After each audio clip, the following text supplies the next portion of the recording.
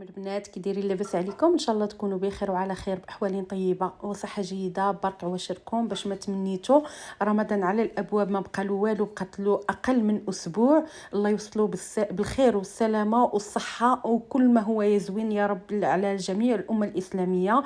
الطبق ديال اليوم هو الطبق ديال سلو مغربي 100%. كل شيء كيعرف ليه وكل شيء كيقادو بطرق مختلفه، والاغلبيه اتفقوا على باش يديروه بالطريقه البلديه كيف ما كانوا كيديروا الناس ديال زمان. كاين اللي كيديروا غير بالدقيق الابيض، وكاين اللي كيخلط الدقيق الابيض ودقيق القمح، وكاين اللي كيديروا غير بالدقيق ديال الشعير اولا القمح. كل واحد راه قلت لكم الوصفات تختلف والطريقه واحده. ان شاء الله الرحمن الرحيم غنشارك معكم الطريقه ديال ماما.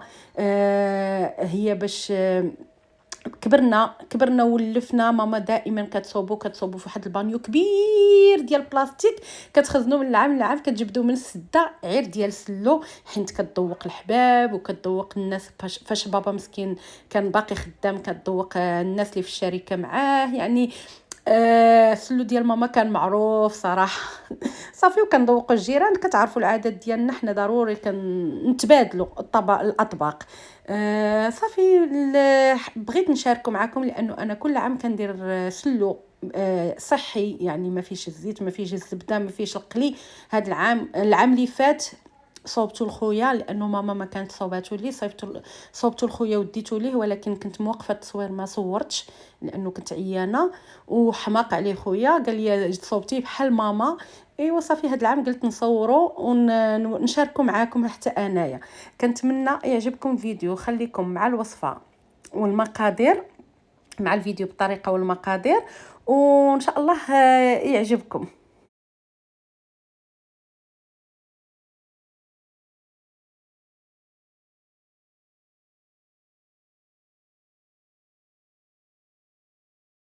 السلام البنات، كي دايرين؟ لاباس عليكم؟ ان شاء الله تكونوا بخير وعلى خير، باحوال طيبه وصحه جيده. مبارك عواشركم.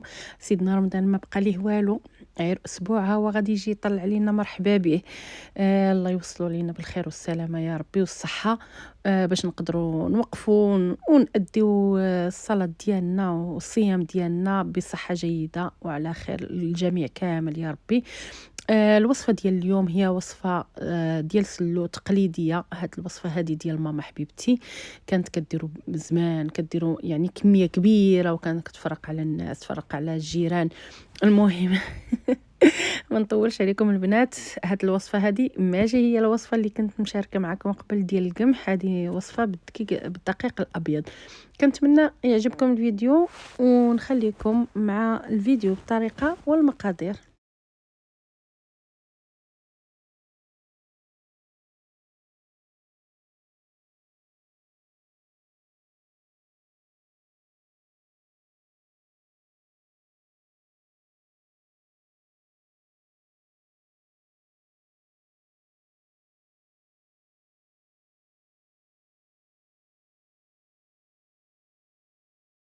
اوكي البنات، المقادير اللي غادي نحتاجو في السلو ديالنا البلدي.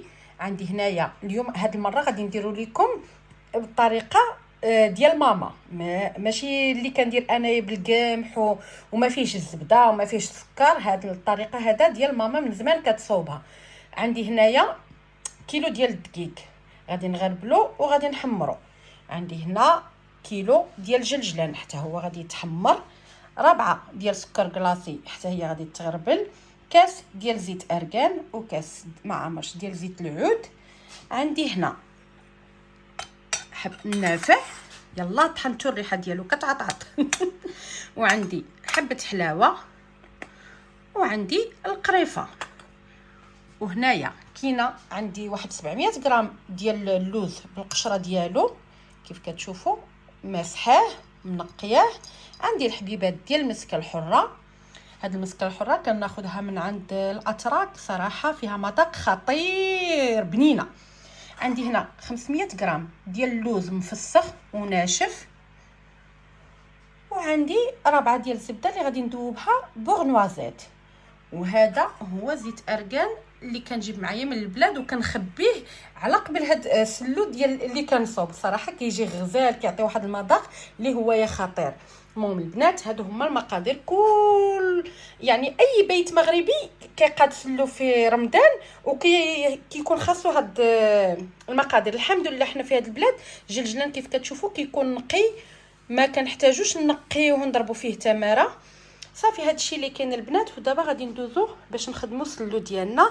كلشي كيعرف يحمر الدقيق ويعرف يحمر جلجلان، وانا كنت مشاركه معكم العام اللي داز، ماشي العام اللي داز، العامين اللي دازت كنت شاركت معكم سلو بالقمح. ودابا غادي نشارك معكم سلو ديال ماما راه كدير واحد البانيو كبير وكتصوفي سلو كتفرق علينا كاملين، وكتفرق. كانت بكري كانت كتفرق على حتى صحاب بابا في الخدمه، ولكن دابا مابقاش عندها مسكينه الصحه باش دير بزاف، كدير شويه وصافي. المهم البنات هادو هما المقادير باش ما نطولش عليكم الهضره. وتبارك الله على الصنعه ديال بلادي وعلى الصانع المغربي، الله يحجبهم والله يطول في عمر ديالهم. شوفوا ما شاء الله الطويجنات، هادشي انا شريته من هنا ماشي من البلاد، ولكن كيفكرني في الريحه ديال البلاد. والكويسات، شوف الكويسات هذاك الشيء الصراحه غزال. المهم تبارك الله عليكم كاملين. غادي نبداو الخدمه على بركه الله. درت كسرونه غادي ندير فيها الزبده باش نرجع بوغنوازيت، نخليها على نار مهيله حتى تنشف السوائل ديالها. والدقيق كل واحد وفين كيحمرو، كاين اللي كيحمرو في اللاطه في الفران، كاين اللي كيدير له الكوكوط. انا كندير له المقيله كتجيني سهله. كناخذ هذاك الكيلو ديال الدقيق كنقسمو على 3 او 4، نتوما يعني سهلوا عليكم الخدمه وصافي. كنبقى واقفه عليه حتى كيتحمر. انا هذه الطريقه اللي كنفضل ودائما كنديرها. ما كيعجبنيش ديال الفران لانه كيدوخني، كنبقى كل مره نحل الفران كيدوخني. والكوكوط انا ما عنديش كاع بالمره، ما كنعترف شي حاجه سميتها كوكوط كتخوفني، فما عنديش في داري. يعني ما عمرني ما استعملت الكوكوط نهائيا، لا في الطياب ولا في التحمر ولا في اي حاجه. صافي غنستمروا على هذا الشكل البنات حتى نحمروا الدقيق. من بعد غادي نغربلو، وهذوك الكورات اللي كيبقاو الفوق البيضين ما كنعاودش نضغط عليهم بالمعلقه، كنرميهم. يعني كندير غير هذاك الشيء اللي تحمر فقط لا غير. كيف كتشوفوا صافي. واخا غربلت ها نتوما كتشوفوا كنهز وكنشوف الا باقا ليا شي حاجه كنعاود نحيدها. نستمر على هذا الشكل حتى نكمل الدقيق ديالي كامل ونرجعوا نكملوا الخدمه ديالنا.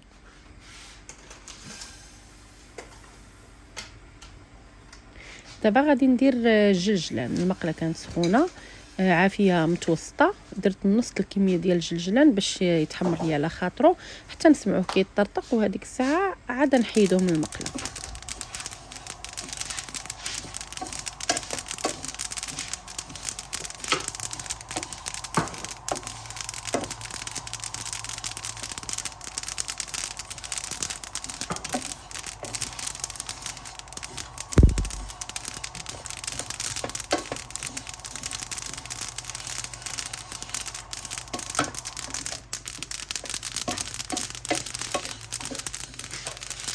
من بعد ما تحمر ليا الجلجلان كامل، درت كيلو كامل، حيدت منه زلافه اللي كتشوفوا تما، والباقي طحنته حتى يعني هكا ولا بحال على هذا الشكل هذا، بحال شكل العجين. الا بغيتو طحنوه اكثر ممكن طحنوه اكثر. انا اكتفيت بهذا القدر هذا كيكون معلق بحال هكايا، وخليت الزلافه يعني تقريبا درت بحال 3/4 طحنتهم والربع خليته في الزلافه. دابا غندوزو باش نقليو اللوز ديالنا.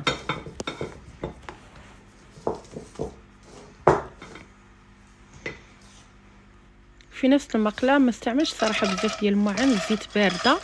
درت اللوز بالقشره ديالو كيف كتشوفوا. غادي نلوح عليه واحد الحفينه بلا قشره باش نعرف الوقت اللي غادي يتقلى ليا هذاك اللوز. العافيه تكون مهيله البنات باش اللوز يتقلى على خاطرو وما يلواش لينا.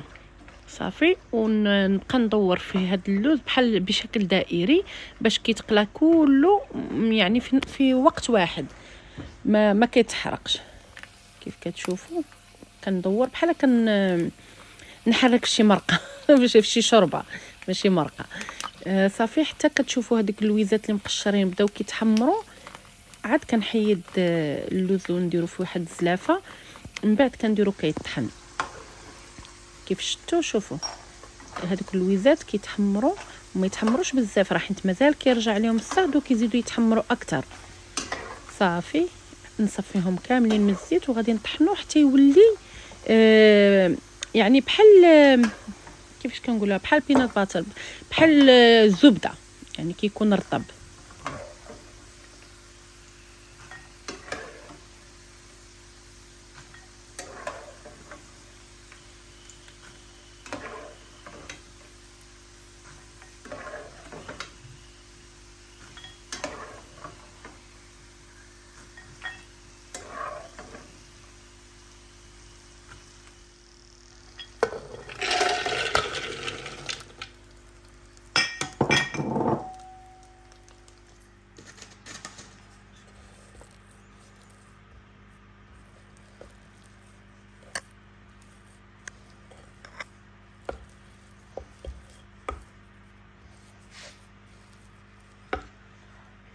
هنا كنت مشيت الخدمه ورجعت حتى برد ليا الزيت مره اخرى، وغادي ندير فيه هذاك اللوز اللي مقشر.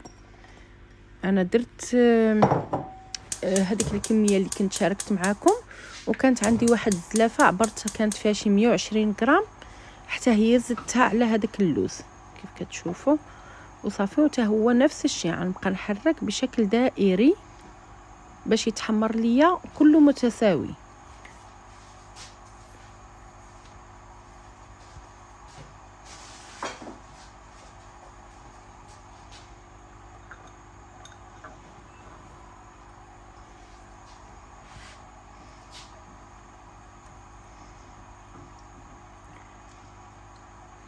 من بعد ما تحمر ليا اللوز كيف كتشوفوا على هذا الشكل هذا، ما تخليوش حتى يتحمر بزاف، حيت عاد ترجع عليه السخونيه ومازال غادي يحمر راسو براسو بحال هكايا، حيت الا زدتو حمرتوه اكثر غادي يولي اللون ديالو كحل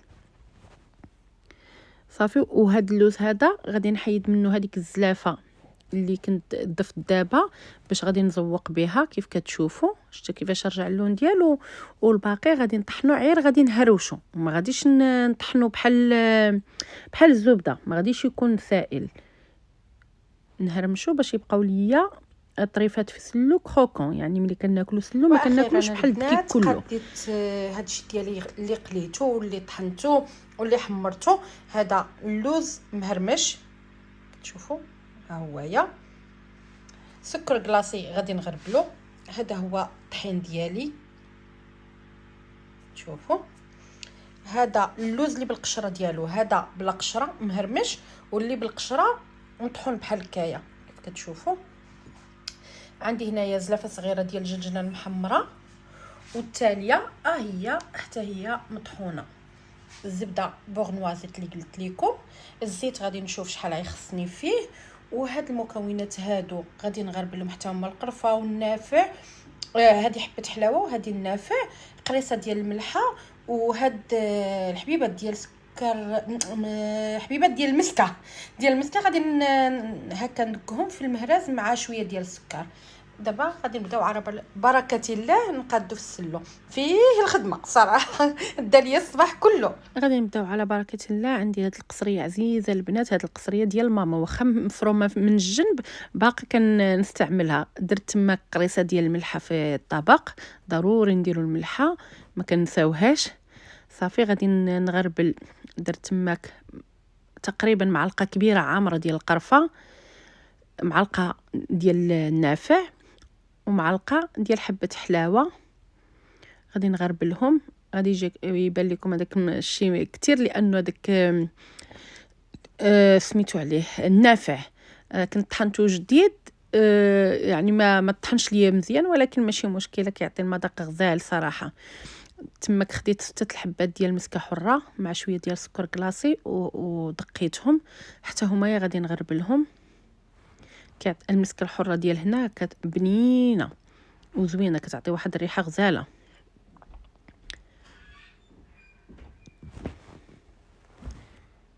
كيف شفتوا حتى هي غادي نغربلها، وغادي نغربل هذاك السكر كلاصي. ما عرفتش هذاك السكر كلاصي كنت شريته الاسبوع اللي فات، درته في البلاكار، ملي بغيت نغربلو لقيته كله بحال الحجر، عذبني في التغربيل صافي. دابا يعني كتعرفوا هذيك المسكه حره ملي كدقوها كتولي بحال المسكه كتلصق. كيف شفتوا انا غربلتها، ما بقاتش ليا بزاف ديال الحبيبات، غير شويه صافي دابا غادي ندوز باش نغربل السكر كلاصي. شفتو كيفاش داير بحال الحجر. المهم غادي نستعمل يدي باش ننزل هذوك الكويرات نهرسهم. استمروا على هذا الشكل حتى نكملوا سكر كلاصي ونرجعوا معكم. من بعد ما كملت التغربيل ديال هذاك السكر، صافي البنات انا غنخلط بيدي، راه يدي مغسوله، وهذا الشيء راه ديال داري ماشي ديال الناس، ديال الخدمه. طبعا كندير غلوفز. كيف شفتوا درت جلجلان ودرت اللوز. مع اللون البنات راه ماشي بحال هكا، ما عرفتش علاش في التليفون جا غامق، مع اني كنت دايره الرينغ لايت وكان بالنهار يعني ما كانش تصوير بالليل. المهم بديت كنجمع بيد وحده، ومن بعد صافي حسيت براسي بحال تغلبت وانا حيدت الخاتم، وغادي نخدم باليدين بجوج. غندخل هذيك الكميه ديال اللوز وجلجلان مع الدقيق كامله كيتلبسوا، عاد نزيدوا السوائل، عاد نزيدوا الدهنيات باش نشوفوا شحال غيهز لينا ديال المواد الدهنيه باش ما يجيش تاني ميادم بزاف. المهم هذا السلو هذا كيبغي يجي شويه ليدام باش يجي معلك، ولكن في نفس الوقت واخا كتاكلوه معلك ما كتاكلوش ريحه الزبده ولا ريحه الزيت، كتاكلوه معلك ناشف، واحد المذاق فيه غزال.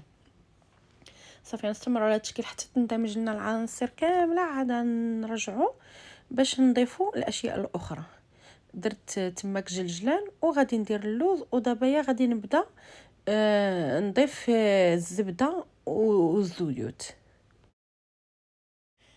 صافي من بعد ما دخلت كل شيء كيف كتشوفوا، دابا غادي نبدا نزيد. القصريه ماشي كبيره بزاف، رونات لي الدنيا، ولكن ماشي مشكله، حنايا خدامين ماشي مشكل. صافي غادي ندير هذيك الزبده بوغنوازيت. الا جبنات لي حنا الحل بارد دغيا كتجمد، الا جمدات تعاودوا سخنوها في الميكرووند ولا الميكروويف اللي بغيتو. صافي درت تما كاس ديال زيت ارغان، صبقته هو الاول، وعاد نشوف الا ناقصني ليدام. زيت ارغان البنات كيزين السلو، كيعطي واحد المذاق خطير بزاف. الا كان ناقصني ليدام كنبقى نزيد في زيت الزيتون، ما كنديرش انا زيت الروميه، وما كنديرش نهائيا الزيت اللي كتكون مقليه فيها اللوز. كل واحد وشنو كيبغي يدير، انا ما كنديرهمش، ما كيعجبونيش هذاك الشيء. كندير زيت ارغان، وكنكمل بزيت العود ديال هنايا اللي كيكون حلو، ما كيكونش فيه الملوحه وما كيكونش مجهد. عاود زيت العود اللي كيكون مجهد تاني كيجي مقيت في السلو ما كيتكالش. صافي نستمر على هذا الشكل وحنا كندلكو السلو. راه كيبغي يدليك بحال كتدلكو في العجينه باش كيطلق الزيوت ديالو. ولا كنتو كتعيشوا في المغرب ديو عند العطار وهنيو راسكم ما دلكو ما يدلككم، لانه كيطيح الكتاف. صافي انا كيبان لي هنايا راه واخا كندلك راه كيبان لي باقي خاصو الزيت، راه واخا انا دالكه وكنشوفو رطب كيبان لي باقي خاصو الزيت باش يعطيني واحد اللمعه. كي شفتوا هاد الكيلو ديال الدقيق هز ليا رابعه ديال الزبده ذوبتها بوغنوازيت، هز ليا كاس صغير ماشي ديال العنبه، صغر من ديال العنبه، ديال زيت ارغان، وكاس ديال زيت زيتون، وزدت 4 كاس ديال زيت الزيتون البنات باش جاني معلك. وصافي وبقيت كندلك حتى تعلك ليا. هاد السلو هذا ممكن تحطوه في طبق كبير، ممكن ديروه كويرات، ممكن ديروه في ليفيرين، ديروه في كويرطات، نتوما ولكم الاختيار ديال التقديم. انا باقا ما كملتش له التقديم، ملي غنكمل له التزيين والتقديم هذيك الساعه غنشارك معكم الفيديو. المهم انا راه حبست الفيديو هنايا ومشيت للخدمه، قلت حتى نرجع ونكملو وما كملتوش، راه غطيته باقي كيسمع فيكم. ملي نلقى الوقت حنكملوا ان شاء الله ونحطوا لكم في القريب قبل من رمضان ان شاء الله نحطوا لكم. شفتوا كيفاش كيجي رطب، كيجي غزال بحال كنبقى ندلك بحال كندير في العجينه باش هكا كيطلق المذاق ديالو. واللون ديالو راه ماشي بحال هكا البنات، راه كيبان غامق بزاف في التليفون، هو اللون ديالو غزال.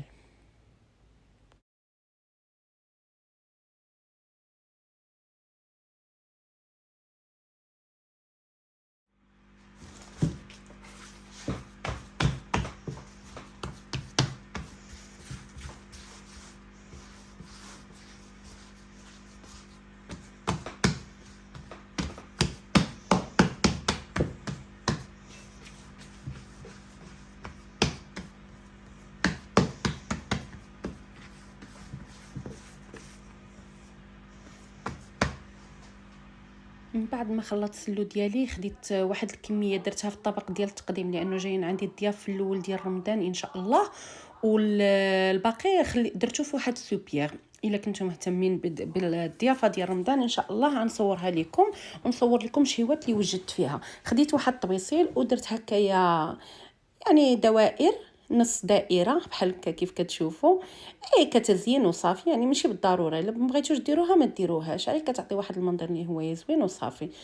صافي وغادي نزوق بوريدات ديال اللوز، غادي ندير واحد السيركل في الوسط باللوز، وندير كيف قلت لكم وريدات ديال اللوز صافي. وغادي نكمل صراحه الفيديو من بعد لانه صافي غطيته، كنت مشيت للخدمه لحق عليا الوقت ديال الخدمه، حتى رجعت عاد كملت لكم الفيديو وعاد صوبت ليه درت له المونتاج ولحته لكم اليوم.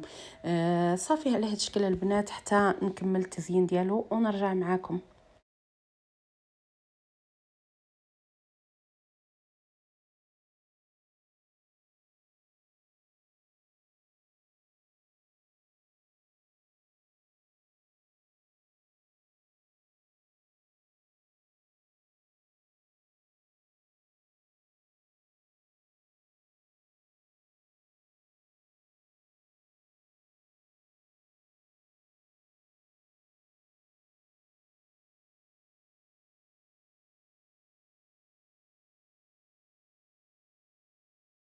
بعد ما رجعت معاكم كيف كتشوفوا انا دابا غادي نشوفوا الفيديو رانا قاديته الاربع في الصباح، واليوم السبت عاد كملت له التزيين. وشوفوا راه باقا اللمعه ديال سلو كيف ما هي، وكتبقى ما شاء الله الشهر كامل هكاك اللمعه ديالو كيبقى غزال، غير خصو يتغطى مزيان البنات. صافي درت تماك وسط من هذوك الوريدات ديال اللوز، درت وريدات ديال الورد كيف كتشوفوا، ودرت في الوسط ديال هذيك الدائره درت بيستاش لون اخضر غير باش يعطيني واحد اللون اللي هو زوين، يعطي منظر للطبق. كتعرفوا الخضر والورد كيتواتى مع هاد الاطباق هذه البلديه. الا ما بغيتوش ديروا بيستاش ما ديروش البنات، ماشي بالضروره.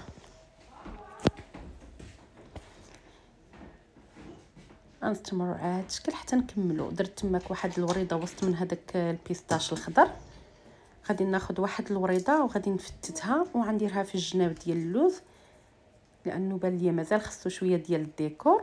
وغادي ناخذ الاوراق ديال الذهب وغادي ندير بهم واحد لاتوش في الاخيره باش تعطيني واحد اللمعه لهاد الطبق ديالي. هادشي كله البنات عي كماليات، المهم هو سلو والباقي كيبقى غير تزيين. راه يعني ماشي بالضروره يكون نفس التزيين، دائما كنقول لكم كل واحد يزين على حسب الجيب ديالو، على حسب اشنو متوفر عنده في الدار.